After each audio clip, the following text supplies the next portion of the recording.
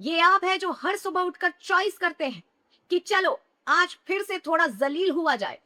आप तो फिर से वही पुराना सैड सॉन्ग लगाएंगे, स्टेटस पर उदास शायरी लिखेंगे और सोचेंगे कि शायद वो आपकी प्रोफाइल देख रहा होगा।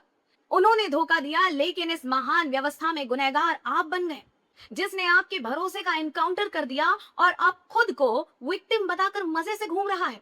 आदरणीय प्रेमियों और इस समाज के थके हुए टूटे हुए नागरिकों, आज अखबार मत खोलिए, आज सोशल मीडिया भी मत खंगालिए, आज बस आईने के सामने खड़े हो जाइए।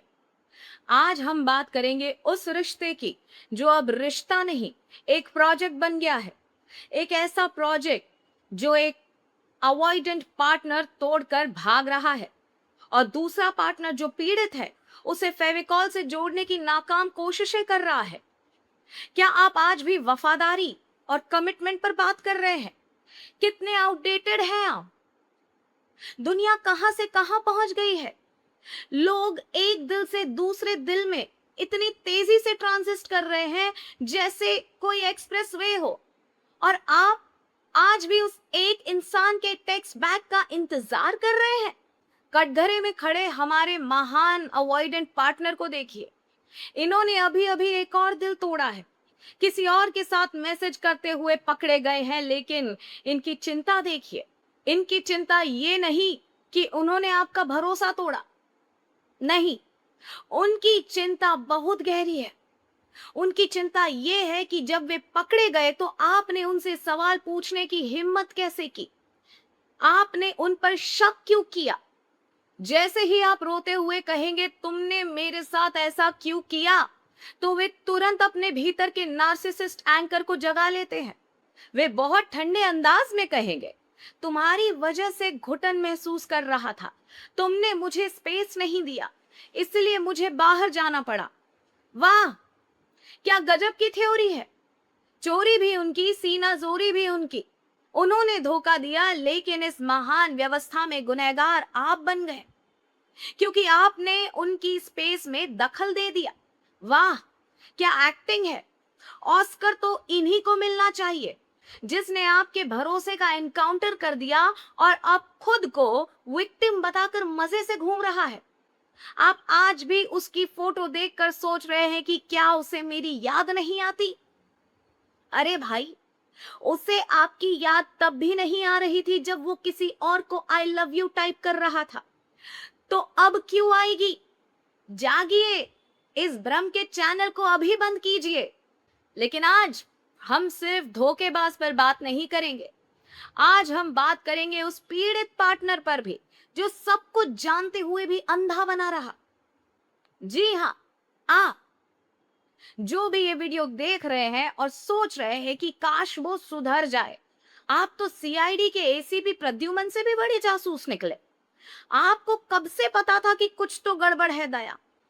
जब उन्होंने बात बात पर आपको गिल्ट ट्रिप पर भेजना शुरू किया, जब आपके सीधे सवालों के जवाब में उन्होंने साइलेंट ट्रीटमेंट का हथौड़ा चलाया, जब उनके फोन का पासवर्ड अचानक देश की सुरक्षा से भी ज्यादा गोपनीय हो गया, रात के 3 बजे फोन किसी और के साथ बिजी आ रहा था, तो वो सब लाल झंडे ही तो थे। लेकिन आपने क्या किया, आपने अपनी आंखों पर पट्टी बांध ली।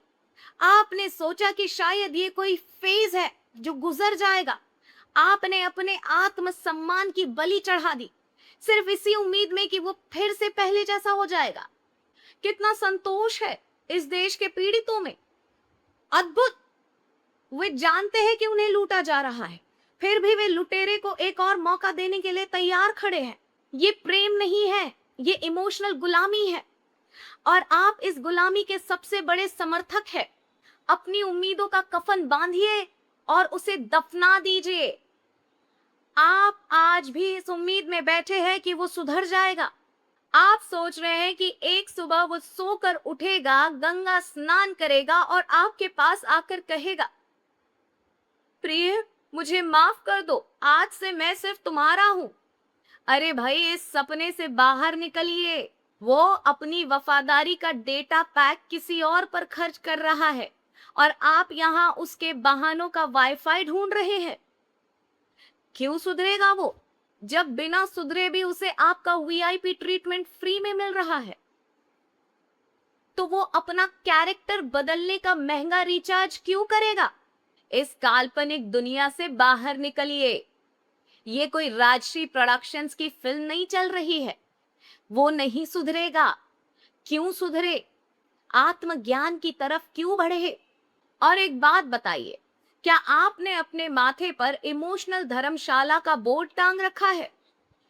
क्या इस ब्रह्मांड ने आपको टॉक्सिक और अवॉइडेंट लोगों को सुधारने का एनजीओ चलाने का ठेका दे रखा है?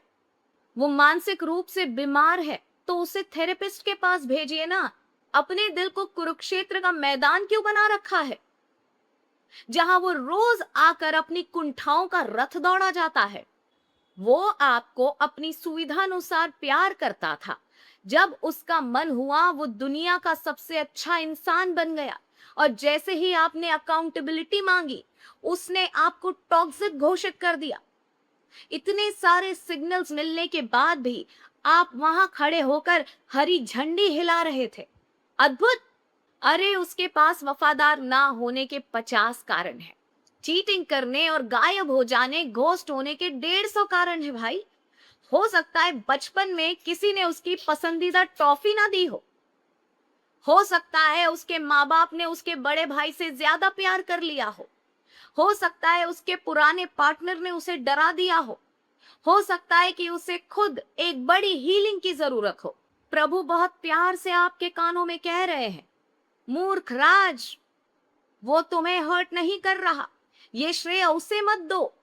चोट वो नहीं मार रहा, ये आप है जो हर सुबह उठकर चॉइस करते हैं कि चलो आज फिर से थोड़ा जलील हुआ जाए। इसलिए हमारे इस चैनल पर आपको बेचारा कहकर पुकारा नहीं जाएगा। यहाँ आपको कोई सिंपैथी का लंगर नहीं बटने वाला। हमारा काम है आपको इस उम्मीद के कीचड़ से बाहर खींचना नहीं, एक जोरदार हीलिंग की लात मारना। क्योंकि आप प्यार की भाषा तो समझने से रहे, आप तो फिर से वही पुराना सैड सॉन्ग लगाएंगे, स्टेटस पर उदास शायरी लिखेंगे और सोचेंगे कि शायद वो आपकी प्रोफाइल देख रहा होगा।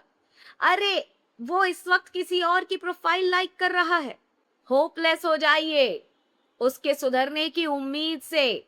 इस आत्मनिर्भर पैकेज को स्वीकार कीजिए। घायल आप खुद अपनी मर्जी से हुए हैं तो डेटॉल भी खुद ही लगाना पड़ेगा। वो नहीं आएगा पट्टी बांधने। सोचिएगा जरूर कि जिस इंसान ने उस तमाम रेड फ्लैग्स के साथ आपकी पूरी जिंदगी को एक घटिया डिबेट शो बनाकर रख दिया, क्या आप अब भी उसी शो के परमानेंट दर्शक बने रहना चाहते हैं? आपकी उम्मीदों का अंतिम संस्कार करते हुए नमस्कार, मैं प्रियंका।